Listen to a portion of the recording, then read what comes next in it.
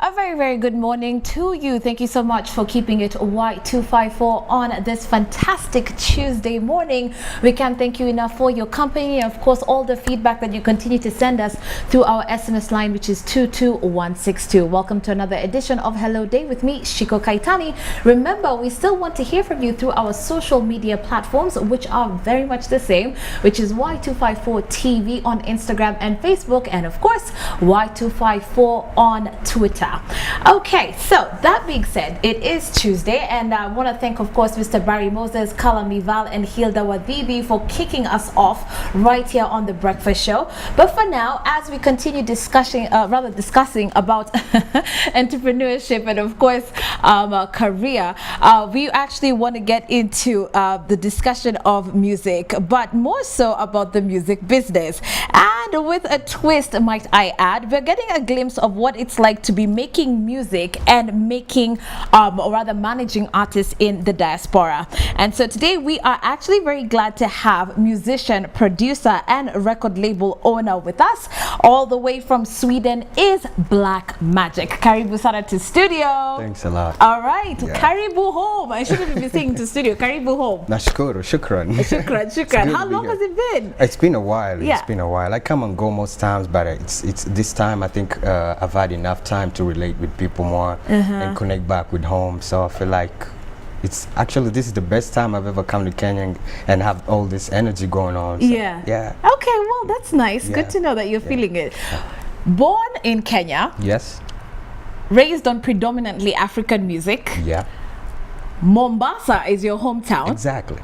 You got to tell us something about that. Well, it's a magical thing. I mean, like I say, you can tell by the name Black Magic. It's all just magical thing about me. Is Mombasa had to do so much with with my music and who I am. Like Africa is just pretty much my background, my backbone. This where everything came about, just till the day who I am today. Being that I'm a nurse in Sweden and I'm also doing music. I'm a producer. I'm doing production and. I'm out there mentoring artists, and it's an amazing thing because where I'm coming from, it's like in the beginning was so hard because the opportunity wasn't there, and then the understanding wasn't there with the parents too. Understanding music was the hardest thing ever. Yeah, back in the day. Yeah, so I think that really gave me the solid mind of like, I gotta do this. I gotta prove to them. I gotta show them more. Yeah. But I also had to study to show my parents, that I'm someone smart. So I chose medicine. Yeah. So growing up in Mombasa, you can tell like there's this Mijikenda music. They have the instruments going on. We used to have that back in the days. You can see that in the streets. You can see that in schools. So. Mombasa pretty much did so much to my music. Like growing up there, the environment is just. It's just so much alive. It's alive at the night. Yeah. The daytime is something else. So, yeah. Music all over the place. I feel so bad because you've come at a time when you've just missed Pwani nights. Oh, no. KBC, our sister channel, was actually having Pwani nights. So of course it was a coast bash going down here in Nairobi. And if you were just here 2-3 weeks ago, I would have loved to. You'd have been checking out Gogo Simo. Gogo Simo. I know. Yeah, because like my father used to play bango. Like, bango. Listen to a lot of Golola. Yeah, all that music. So you can tell like it had to do something. Man. She just pretty much like gave me an interest in the music. Yeah. Because it was a way I could tell, like after work he would sit down, play this bango music, or just listen to a bunch of Giriama band playing on the radio somewhere. So I think this gave me the production side of it, and then Sweden kind of gave me the freedom of speech, the freedom of expression. I think that's where I felt like I should do this. Like this is me. That came from like being in Sweden. Yeah. But mostly in Kenya, I just wanted to be this smart guy who wants to do medicine. Okay. Music was just in my mind. Does this guy actually look like someone who grew up listening to the Mushrooms? I don't think so, but but all right, okay. That being said, that's great. I like the fact that you've got all this going on. Like it's a nice, interesting mix, you know. But what's this about you being a medical surgeon? I'm like, what? Music, medicine? Like, how are you able to combine the two before we get into? Well, you know, I love challenges. And my mom is a really like strong Christian, you know, woman. Yeah. And prayers, and you know, she hopes and wants, you know, a lot from God, I guess. She's like, I want my son to be a doctor. Really African mom. So you can see I gotta do something about that. And that made me be strong, have a strong mind. And like just go for what I want, because that's what I was raised about. That's what I was raised to know, like you can have anything you want. And you shouldn't be a basic person. My mom is the kind of person that believes everyone is multitasked. Everyone is. There's no excuses in this household that you cannot do anything. No. So before you do your music, you got to do something. Get a show. So I studied medicine, and I started working as a nurse for the last 2-3 years, until at the time when it came, when I had to upgrade. I was just tired of being a nurse, and I started studying to be a surgeon. And I was doing practices like here and there, like practicals here and there, but that wasn't me. I think going deep into medicine is when I realized it wasn't me, because I wasn't reaching out to people the way I should, until I was given a program to help kids who are going through, you know, suicidal thoughts, who are going through hard times. And then I understood, like, the only way I could combine these two is to take my medicine and the music, and put it all together, start a studio, and then these kids can have a free time, come and express themselves. That's so nice. Okay, so you're doing the healing physically, you're also healing emotionally. Exactly. Oh my God, you know, and the first thing that came to mind is that you're probably like the way they do it at Grey's Anatomy, you know, cutting stuff up, but in the meantime you've got like B.I.G. playing in the background, and you're like well, it came to a point. It came to a point where I couldn't be like, you know, I couldn't be around, you know, like labs every time. I had to have music going on. And they used to listen to this calm, chill music, and I wanted to in surgery. I wanted to have lo-fi. I wanted to listen to Drake in there, and then it's just like, is this really me? Like, no, it's not. So like, I had to find another way to reach out to people. And okay. All right. So tell us about, you know, going back as to when you started getting into the game in Sweden. How were you able to actually penetrate the industry and build a name for yourself? Well, now just reminiscing on that, it was one of the hardest things. Because acceptance was a big challenge. You know, different culture. And I didn't know how things worked in Sweden in particular at that time, because music is another culture again, you know, music is another family, you know. It's like people do music, they think in a certain way, they have a certain strategy, and how they want to communicate with people. So it took me time, and I think being an outgoing person, that's what helped me. And number two is like the language, like learning the language as fast as I can, and like being outgoing, mostly being down to earth kind of person. It helped me just kind of just get this help from people, because I'll meet other people that like have been in Sweden for a longer time than I have, and they'll give me a direction. Pretty much people, it's just good people is the one who just, you know, gave me a direction on how to, you know, live in Sweden. Because every day is a new thing in Sweden. Every day, everything, you know, is new, everything is different. And just after like 2 months, you know, everything is brand new. Even in the stores, they put away everything, so you can tell like things change a lot. So you have to learn the language. And is that what you predominantly sing and rap in? Not really. In the beginning I had to. I had to, but then I realized that wasn't the way to reach out to people again, because for me it was more about vibes. I wanted people to understand me, where I'm from. And in Sweden that's a huge problem if you have a different background. I actually wanted to talk to you about that. Okay, language aside, it's even just that perception. The fact that you're different, the sound is so foreign to them. How were people or audiences, you know, receiving your music? Because I can imagine if you were probably curtain raising for someone else who's just like, yo, you know what, black, go do your thing. And you know, were audiences being like, I mean, what the hell, I've been booed a couple of times when I started. Oh no. Because I was doing dancing too, you know, I'm just flexible with the music thing, and I used to break dance as well. So I will mix like break dance with hip hop shows and perform. Yeah. But people didn't relate to me a lot because I was trying to do this American music, the whole hip hop and trap in Sweden, being that I'm from Africa. So it was quite confusing for them. Even though I'd learned enough, like with the English, with the Swedish, I could do it both languages, but for the acceptance, like your background is not based in Sweden. Yeah, so they're kind of it confused. Was tricky, like, but it was a good thing because it made me go back and reflect to who I am really, because I had to accept myself first for them to accept me. Yeah, and it's kind of good and it's bad because if you're weak, it can really just kind of hold you back into so many things. Yeah. But you know, being me, having a strong mindset, it just made me stronger, you know. Okay. Yeah. I like that. Yeah. All right. So in this song that I absolutely love called, you know, when it's all about rands and the nairas, rands and the nairas, okay? They, you know, there's one line in that song that really sticks out to me because we never really think about it. And apparently there is a difference between being in the music industry and being in the music business. Wow, yeah. Okay. If you're in the industry, you're just here for fun times. But if you're in the music business, you're all about getting that money. It's true. It's all about chasing that paper. It's true. Okay, so you tell us, because you're managing a record label. Yeah. When you think about the music business, what exactly does your role entail? And what does it take to actually run a record label? Well, it takes a strong heart. Yeah.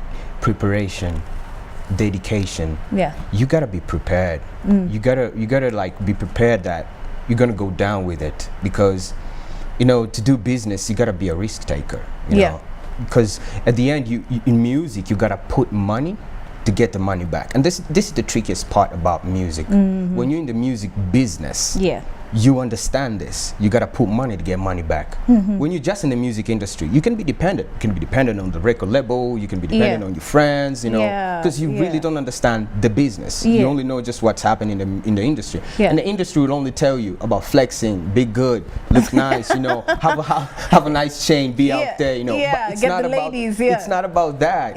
You know, there's so much behind the business. Like, you know, just you gotta understand, like. In the business, while you're chasing this money, you gotta come times where you feel like you want to give up, and this will be because you're not getting what you want. So if you don't have a business mindset, if you wasn't prepared for it, then I think this is where a lot of businesses fail. A lot of record in the labels. music, because I'm assuming you've got pressure, you've got deadlines. Like your artists need to be performing, and then they need to get enough gigs to bring the money back, or what? And not that particular. Let's say that that's like the base. The deepest part of it is like the artists you're trying to market out there. How good are you keeping them? Are they well artistically, you know, prepared? You know, do they know who they are? Like I see a lot of record labels, but you know, the artists are not really like ready for this. They, you know, they're just there for the fun of it. They don't understand like there's a lot of money involved in it. I like that. I like that. And you know why I'm so attentive to what you're saying right now is because we've got tons of artists who come to Y254 and they're like, yo man, album coming soon, running a record label, YouTube, blah, blah, blah, blah, blah, blah, blah, blah, blah, you know, we get it's all hype. It's all hype. we get all of that. But I really want to understand what goes on behind it. And even as you explain more about that, we've also had artists, by the way, no pun intended to all the big record labels in Kenya, but you guys are the monsters of the industry. Artists say that, by the way, we go for shows, maze, producer anachukua 80% of the cash. That's true. That's true. I've witnessed that so myself. So what happens? Well, for me to decide, first of all, for me to decide that I want to produce, or that I want to produce myself, or I just want to do music as a producer. I think it came about the fact that I wasn't getting what I want from producers. And I was spending a lot of money too. And I didn't understand the business side of it. I was just putting money out there because I just want to get heard. I just want people to hear me out there. It wasn't about what do I want back from this? What am I benefiting from this? So I think like when you understand that as a producer, it's not about the money, then you will work with the right artist. And whatever it's going to give you will be enough, because you know at the end of the day, the product is everything. You know, it's about the product. And I think a lot of artists, like they fail to understand that the product is everything. It's not about you. It's, you know, it's about you got to be respectful to your product. You got to know, like, this is what I want to project out there. I want people to portray me like this. Yeah. I want people to look at me in a certain way and feel inspired. Yeah. But if you're lacking this stuff, you know, it becomes really hard for even producers to work with you in a certain way. So they become about the money because you're not about something. When you're about something, I like that. Yeah. when you're about something, you kind of trigger something in the producer's mind. Yeah. And he might do something about your music, you know, even if you don't have the right money. Yeah. Yeah. But the money, it's all about the money in the end. It's all about the money. You gotta work, at least find a job. If it's that hard and complicated out there, find a job, save a little. Yeah. You know, if you have people believing in you, let them put money out for you. Then do the best. Let the hard work. Because hard work beats talent. I like that. Today, this period, that's how it is. Like, I meet a lot of young kids. They have a lot of talents. They're so talented, but they're not hardworking. They want everyone else to do the work for them, and you're just given the mic, do your thing, drop mic, and then you can go about your business. But there's no rehearsals. You don't show up for interviews. You don't. Yeah. And I think that is a huge problem when it comes to just understanding product, because you yourself you're a brand. Yeah. And then the producers and the record labels, they take a lot of money because they love to see this in an artist, and all they see is the money that they can make and pass the day, because they gotta eat, producers too, by the end of the day. They're spending a lot of hours there. But I think it's because they're not looking beyond that. And then the artists too, you know, they're not having the business mindset. So when they come to the studio, you know, the producer looks at you, you know, with his business mindset. You know, this is 50,000 right here. He's not relating to you, your soulful music. He's not thinking about, okay, after this 10,000 he wants to give me, we can make 100 though. His sound. He's good, you know, he's well planned, he's an artist, I can see his image. But a lot of artists, they come out there, you know, everything's pun intended, for real, like just the way you look, how you present yourself, what are you about, you know, and that right there lacks, that's the huge space, that's the vacuum space that I think artists from other areas, like I envy artists from West Africa on how they come correct. You know, they got it. They come correct. They have understood this is a business. Yes. And if everybody understands, just understands that, it'd be so easy for us to just kind of penetrate in the music industry. Okay, I like that. All right, so 22162 is that SMS number. Please begin your text message with YM254 and tell us where you are watching from. We'd love to hear from you, especially if you do have any questions in particular for Black Magic. If you are in the music business, because that's what that's what it's all about. It's a business, and you do want to understand how to penetrate the music business, or you need any ideas, well, we encourage you to actually start sending in your text messages right now, and we'll be happy to sample some of your text messages throughout this live broadcast. Sawa. That being said, let's just expand a little bit more about, you know, the way artists, their perception towards, you know, their work, and of course even about producers and what they should know before you know, we get back into, you know, what your music is all about. Yes. I have seen cases whereby, and some of these producers are big, you know, in Kenya. We all know them. If I say the names, that's it. You know, everyone like, what? But you've got artists, they have all these allegations, by the way, that, you know, they will pay, and that's all the producers care about. It's like, I'm not interested in nurturing your talent. In fact, there's no even auditions, by the way. If you think you can sing, just give me 20 G's, enter the booth, do your thing, kwaheri. In your instance, how do you feel? How do you know, okay, this artist, I'm gonna sign up. This artist, even if they're a rich kid from, I don't know, whatever, they have mommy's money, daddy's money, and whatever you're charging, they'll pay even double, just, you know, get me a record. How do you know? How do you know this guy, I want to invest, this one I can help, I can train? Well, I think at first it could be just the vibe. You know, energy is everything. How you just communication is everything. When an artist, when you go to a studio, know what you want. I mean, like, do you want to communicate with the producer? Do you want to have a relationship with the producer? You know what I mean? And producers, they end up doing this. They're ripping off people, for real. It's true, and it's not good. And I feel like this comes about because people are just kind of embracing them and not embracing the newly upcoming producers and artists. Because this is how I think. For you to achieve something, if you collect yourself with people that are thinking alike, you don't need someone who's thinking better than you. Because, you know, two minds are better than one. So if you have a producer who's young like you, who's trying like you, I think both of you can achieve what y'all trying to get. Your goals are going to be easier to come about. But if you come to a producer, he's big in Kenya, like you say, for the last 20 years, I think he already knows how, or has an idea of how he thinks the music should work. And it works from him because he makes money from that. But I don't think he's looking beyond that. Like, where's our music industry going? I don't think they look beyond that. If they did, I think they will minimize the charges. They will minimize pretty much a lot of, you know, stress that they give in the artists. But I think producers themselves need to start looking at this like, we're missing out. We need to put our artists out. It's not about them eating. And they can make so much more money from just putting out the right products out there. Because I've heard a lot of music out here, and it's good, but some of it sounds like, when I meet sound engineers, they tell me like, wow, you have such good sound. Do you really produce this yourself? It's shocking for me because there's already big producers in Kenya doing a good job. And they end up telling me the truth, like, nah, sometimes the products that come here, they're not sounding well. And it's because of just the unfinished job. And then the artist is he's curious. He wants to put his music out. You see, so the artists end up looking bad, but it's the producers. It's the producers who aren't doing them justice. So when you see something that, you know, it's like in a classroom when students are misbehaving and stuff, you know, you start blaming on the teacher first, and then the teacher maybe is going to say, no, it's the parents, the kids are crazy. You know? So I think it's the same thing. It's the same thing. Like the producers, they give the direction to the music. They're the navigators to this. So I think it's not about the money, and that's something that everybody needs to learn.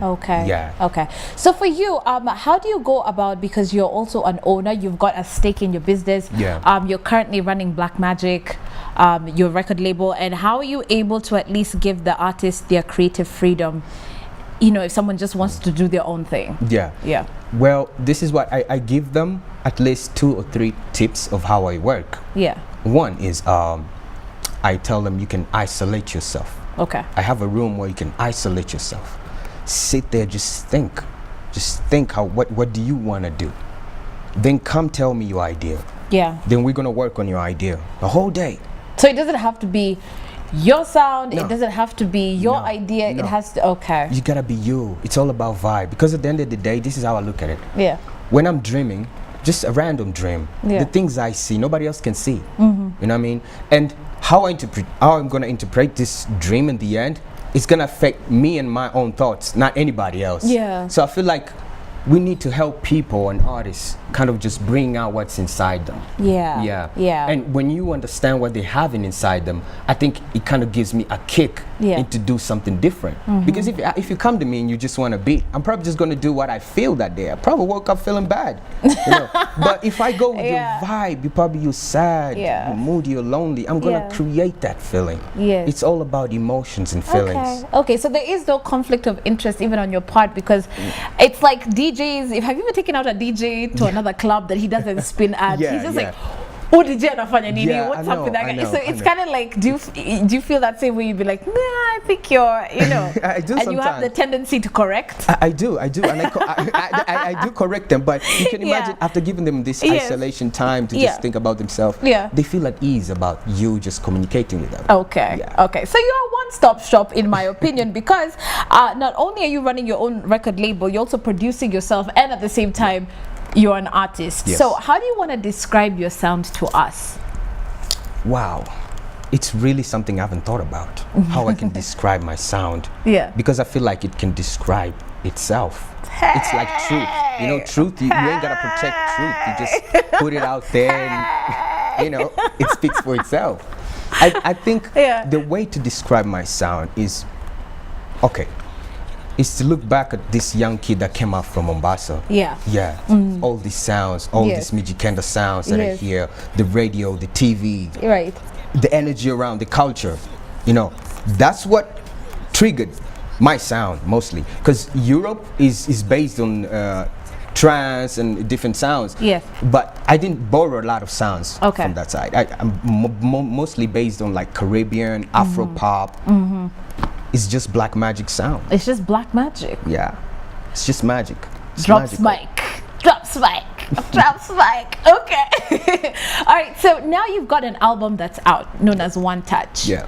I understand you're still working on it. Video is still coming out. So Yes. right now, what is it? Is this an audio that's out? Yeah. Yeah, right now it's just audios. Yeah. And I've been releasing different audios in different radios because I've realized in Kenya things work really different. Okay. You can't just come up and say, this is the song I want to release, everybody. Like different DJs have a different feeling, you know? So I had to come about and think just like the best way is just to release the album and let the people decide what they want to listen to, what they want to request, because I think that's where also Kenyan artists kind of slack back a little bit with the one hit track, because people probably don't feel that. Yeah. So I gave them a little bit of different 5 songs they can begin with. Okay. Yeah, and it's just audios at the moment. Yeah, and the only thing that I've put out there was like the hip hop and trap music that I used to do back in the days.